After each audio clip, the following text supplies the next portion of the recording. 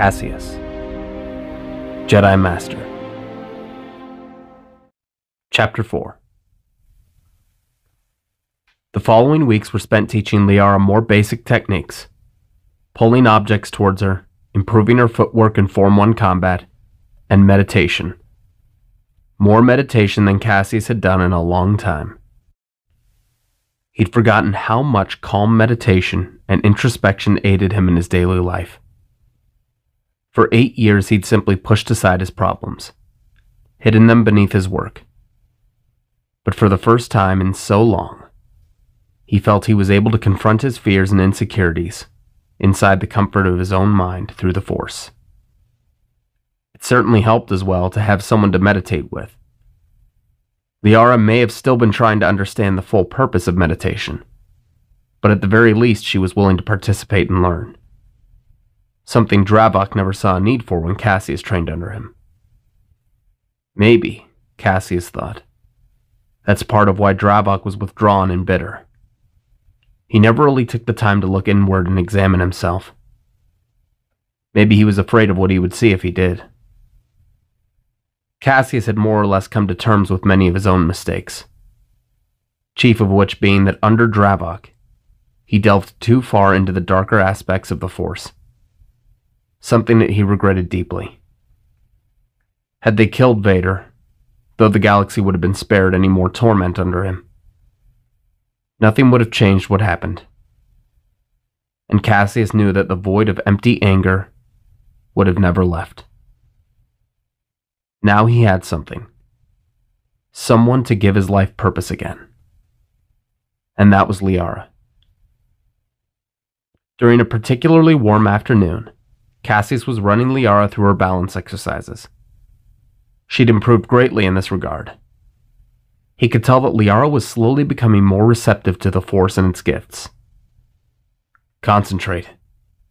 One hand. Keeping her eyes shut, Liara slowly moved her left hand out from underneath her, as she balanced carefully on her right.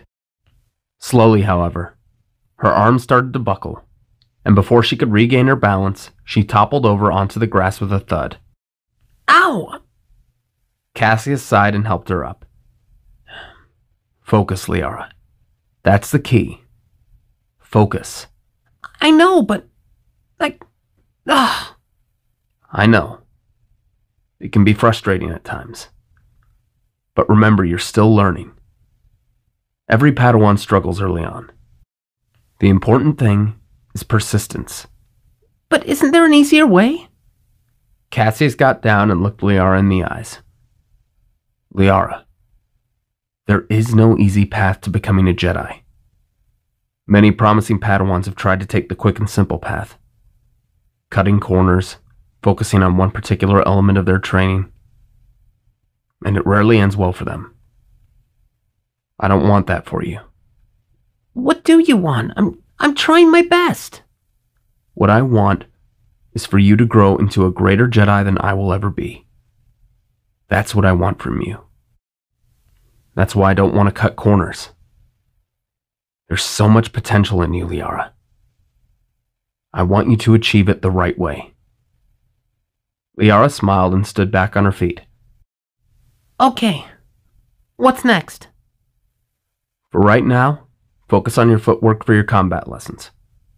I'll be back in an hour. Stay here. If something comes up, call me, okay? Okay. Caseus stood up and walked over to the other side of the island, less than a mile away, as Liara held her stick and slowly moved through the motions Caseus had been teaching her. It was slowly starting to make more sense to her. Less jerky movements of the blade, consistent footwork, and motions that flowed into each other.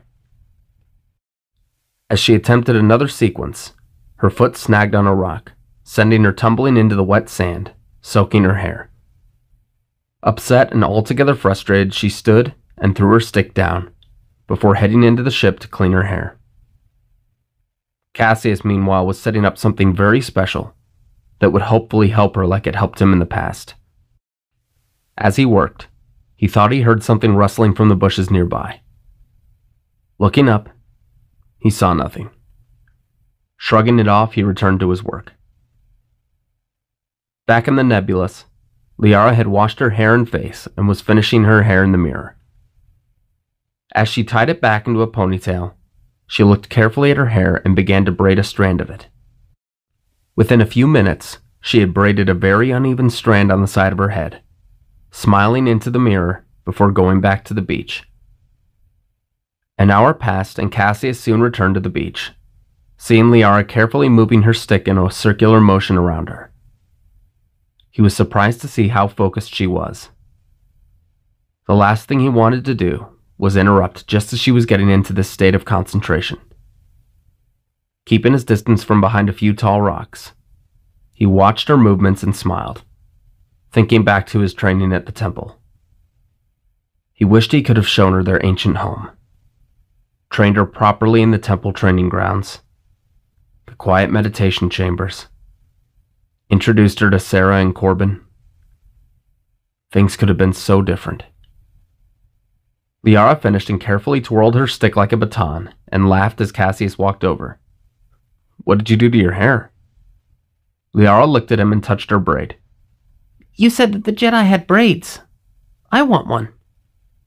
Caseus stifled a small laugh, but was actually quite flattered that she wanted one. "Well, let me help you braid a proper one then." What's wrong with mine?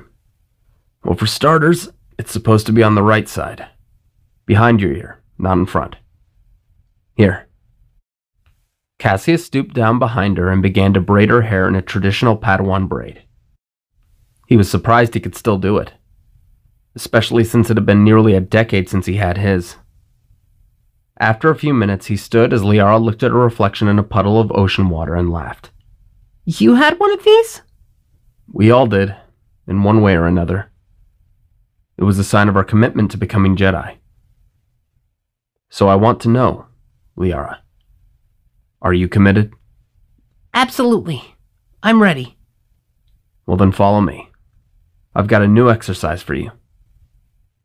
Liara followed her master to the other side of the island. Upon arrival, she looked upon a very rudimentary obstacle course made from rocks, logs, and other items found on the island. This course here will help improve your physical abilities.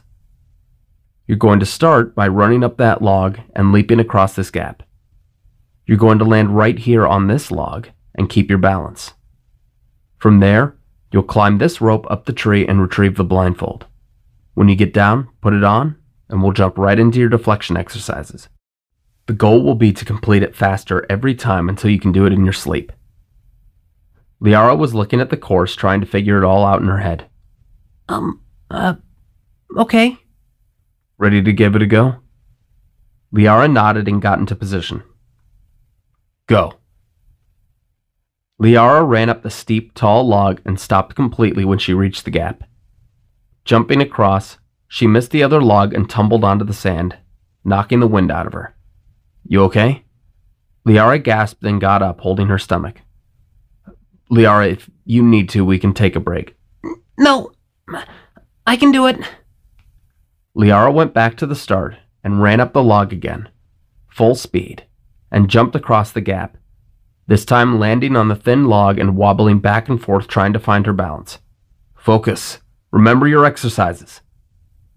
Liara slipped and nearly fell again, grabbing onto the log and hanging on, her toes only a foot from the ground as she pulled herself up and carefully stood up on top of it, keeping her balance. Don't stop. Keep going. Liara took a deep breath and slowly inched forward. Good. Now the rope. At the end of the log was a dangling rope. Carefully walking across, nearly slipping again, Liara reached out and grabbed onto the rope. Gripping it tight, she slowly began to pull herself up before her exhaustion kicked in and she let go, falling back onto the sand as Caseus sighed. That's enough for now. It'll be dark soon. Liara rubbed her side and sat up when something rustled in the bushes in front of her. Caseus? Caseus came closer and pulled Liara away, and the rustling became louder. As Caseus reached for his lightsaber, a small brown animal with long ears and a bushy tail hopped out onto the sand. Caseus breathed a sigh of relief as the creature looked at Liara curiously. Aw, what is it? I'm not sure.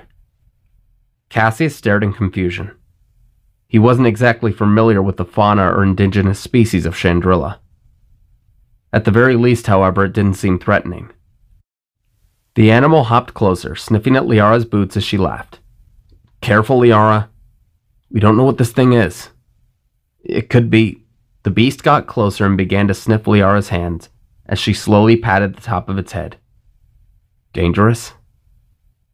Aw, he doesn't look dangerous. "He?" Liara stood to her feet as the little animal hopped towards her and sat by her foot. I think I'll call him Daku. "Liara, don't name it. It's a wild animal. Now come on. Let's head back to the ship. I'll start making dinner." Aw, okay. Bye, Daku. Liara waved goodbye as they started making their way back, only for them to hear distinctive plopping as they turned around, seeing Daku following them. No. Stay." The animal tilted its head in confusion and hopped closer. "Liara, head to the camp. I'll be there in a bit."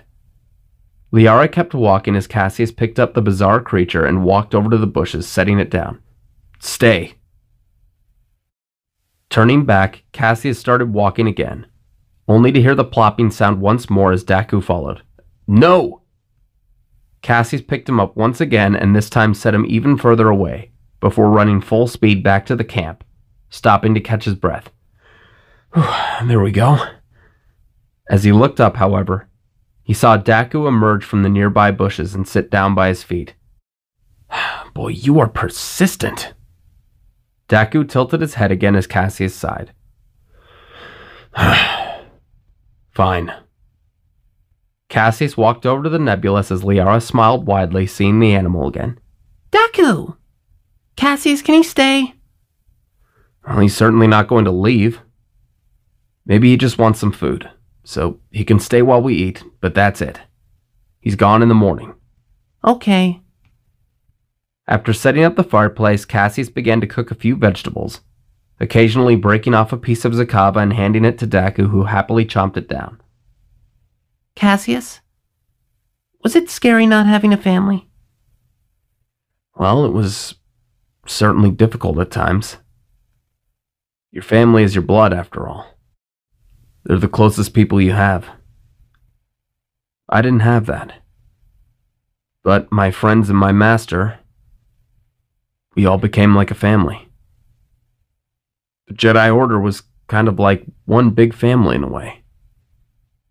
We looked out for each other, we knew each other. So I didn't really mind not knowing my real family because these people became my family. Why do you ask? I was just wondering. I still miss Mom and Uncle Dogen. I know, Liara. But that's why we need to stick together. You're my student. But you're family to me, too. And as long as I'm around, I'm going to keep you safe. Okay. What about you, Daku? Where's your family? Daku chewed another piece of zacaba and stared at Liara with a blank expression. Caseus chuckled. Maybe he just doesn't talk with food in his mouth. Liara laughed at the joke before finishing her meal and helping Caseus put the supplies away. All right, okay, Daku, be free.